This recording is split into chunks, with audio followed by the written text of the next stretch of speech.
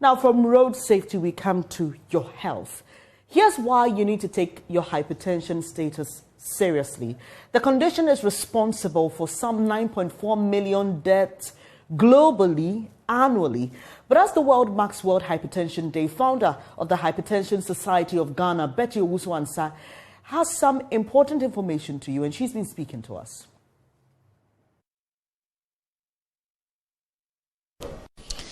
So today is World Hypertension Day, and we are celebrating it all over the world. Now, why should people be worried about hypertension? Today is World Hypertension Day, and we are celebrating it because hypertension is the #1 contributing factor to global death, according to Limital 2012. And also, it causes death among people. 9.4 million people die globally each year. Yes. Yeah, 9.4 million people die each year from hypertension and its complications. So there is a need for us to celebrate World Hypertension Day to create awareness for people to know that hypertension is a silent killer and it causes this mortality. So there is a need to have yours checked so that you know your BP status. That's the reason why we celebrate World Hypertension Day, to create awareness and also to promote health. So I guess it's because it's the #1 killer. Yeah, #1 contributing factor to global death. That's why we should be worried. What brings about this hypertension? Okay, thank you. According to research, hypertension has no known cause, but they are contributing factors, things that push one to get high blood pressure or hypertension. One can be age. As you age, your BP increases. Two can be family history. If you're coming from a family that one person is suffering from hypertension and its complication, it means you're also at risk developing high blood pressure. Another contributing factor is lifestyle, like smoking. If you smoke, you can get high blood pressure. If you take in foods that contains high fats and also high salts, you can also get high blood pressure. When you do not exercise, lack of exercise, you can also get high blood pressure. When you do not rest, lack of rest, you can get high blood pressure. When you get pregnant, some people may not have hypertension until they get pregnant. It can also lead to high blood pressure. And people who taking foods that contains a lot of spices, those spices contains MSG, is a chemical that affects an individual's blood pressure. And also when someone has a sedentary lifestyle, like moving from home to work without any exercise, yeah, you can also get high blood pressure. And also people stress.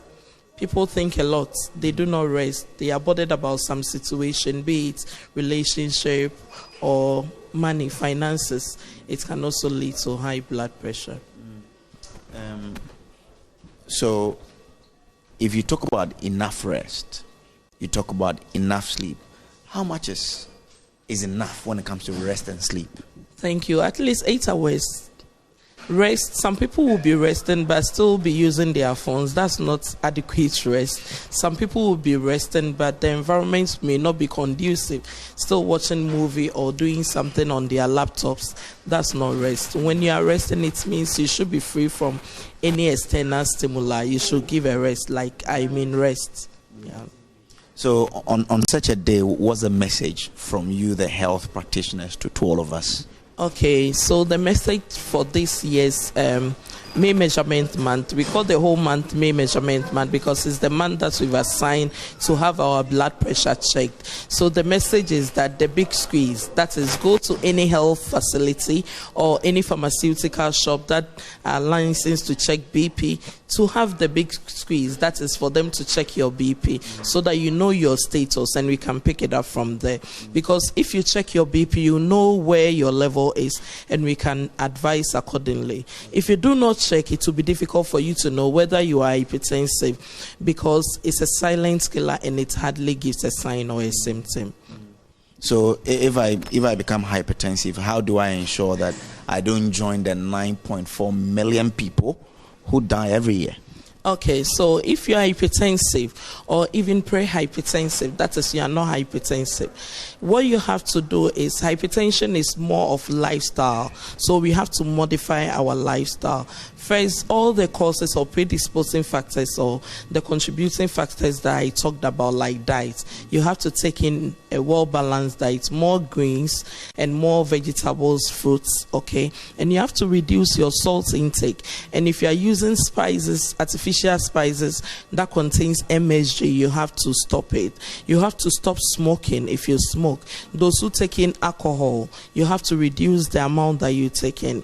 If you do not rest, you have to rest. Have enough sleep. You have to reduce the amount of fat in your food, and you have to reduce weight if you are obese, because obesity is a contributing factor too.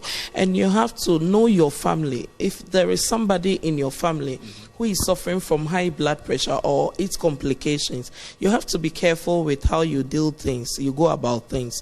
You have to check how you eat, and you have to exercise, so that you check your BP regularly, so that when you get into the hypertensive range, you will know what to do. And if you're on medication, you have to take your medication regularly. Don't stop when it's low. If it's going too low or you are having any problem with your medication, go back to your healthcare provider. There are a range of medications available to treat hypertension, and they can switch it for you. And you also have to free your mind from so many stress. You know, there are lots of things bothering everyone now. Nobody is at peace, but at least create some kind of peace within the stress that you're going through.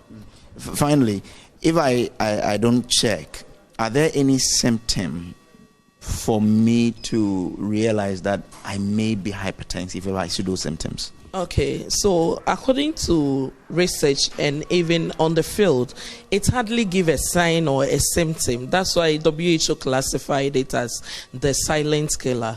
So in some people, they get signs or symptoms, and at that time most people experience the signs and symptoms when it's got into the hypertensive crisis, that is above 160 thereabouts. So some people experience headache, some people experience dizziness, others nose bleeding, others hiccups, some people experience discomfort in their stomach, and others also experience numbness. So they will feel like they can't lift their hand when they assume a particular position, and others may pass out. Yeah.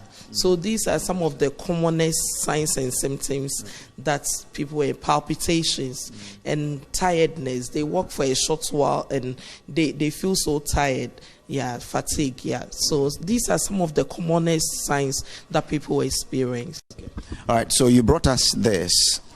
Maybe we can use it so people will see what you talk about in terms of what you call it, big punch. BP machine. No. And the big squeeze. Big squeeze. Okay, so let's do big squeeze so that people will know. Yeah. So this is a blood pressure monitor.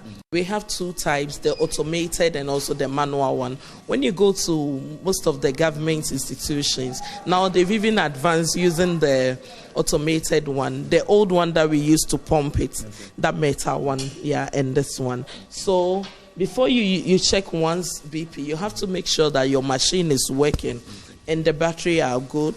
So this is the BP machine, and this is your cuff. You have to make sure that there are no holes on the tube. So we fix it.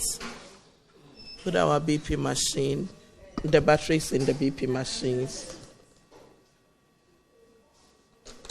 Make sure the individual rests at least about 10 to 15 minutes before checking it in order to get accurate reading. So because you are in a suit, we remove the suit. Let me help. So I have to remove my suit? Yeah.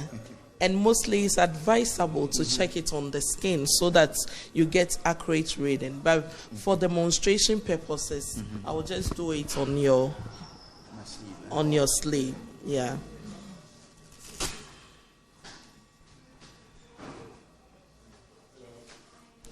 So you make sure that it goes above the elbow, and when you are checking, it shouldn't be too tight because it will cause discomfort for the individual, and it shouldn't be too loose because you may get wrong readings.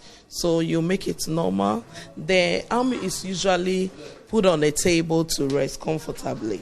And then you press on the start button for the cuff to inflate. At a point, the cuff will deflate and the readings will appear. Then you advise the individual accordingly. A normal BP is 120 over 80 millimeters of mercury. Abnormal reading is 140 over 90 and above if it has been checked for more than 3 times. Yeah. And when we are checking, we do not talk. I'm sorry.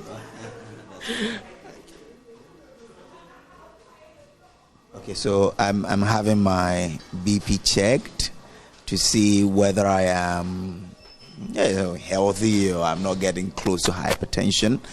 Let's see what the results will say. Yeah, what do we have? Okay, because you were talking, it came error. Okay. So it means it's advisable for you to check your BP with no movement. Okay, so I'll be quiet from now. Let's see.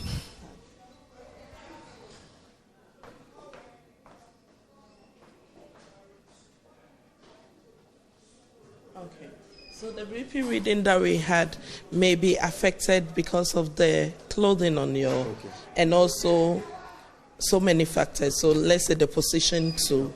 But if you give me the chance, I don't want to share it, but if you want me to share it with your viewers, I should share it. Okay.